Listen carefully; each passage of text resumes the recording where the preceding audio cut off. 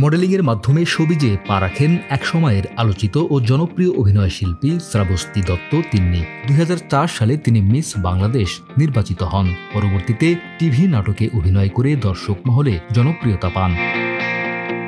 শাকিব খানের সঙ্গে একসময় মূল ধারার বাণিজ্যিক সিনেমাতেও অভিনয় করেন তিন্নি। ২০১২ সালে মুক্তি পায় সে আমার মন কেড়েছে শিরোনামের সিনেমাটি। এরপর ঢালিউডে তার গ্রহণযোগ্যতাও তৈরি হয়।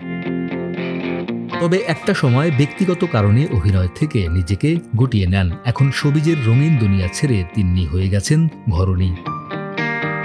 সম্প্রতি সামাজিক যোগাযোগ মাধ্যমে এক পোস্টে নিজের অসুস্থতার ইঙ্গিত দিয়ে তিন্নি লিখেছেন, আমি কখনো ডাক্তার দেখাইনি এই ভেবে যে হয়তো আমার কোনো বড় অসুখ হয়েছে। এবার আমি নিজেই ডাক্তারের অ্যাপয়েন্টমেন্ট নিয়েছি আমি অসুস্থ কিনা তা জানতে।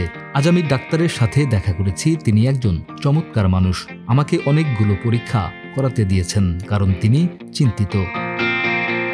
সরাসরি নিজের অসুস্থতার কথা না বললেও সবার কাছে দোয়া চেয়েছেন। অভিনেত্রীর কথায়, আমি সবার কাছে দোয়া চাইছি যেন আমার প্রতিটি পরীক্ষার ফল ইতিবাচক আসে। আমি আমার মেয়েদের সঙ্গে অনেক দিন বাঁচতে চাই। আমি আপনাদের কাছে এতটুকু দোয়া চাইলাম।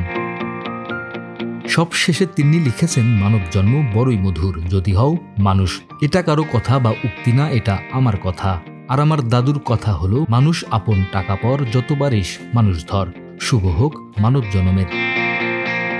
২০১৭ সালে কুয়াশার ভিতরে একটি মৃত্যু নাটকে আব্দুন্নুর সজলের বিপরীতে অভিনয় করেন তিন্নি। এরপর তাকে আর অভিনয়ে পাওয়া যায়নি। বড় মেয়ে ওয়ারিশাকে নিয়ে বসবাস করছেন কানাডায়।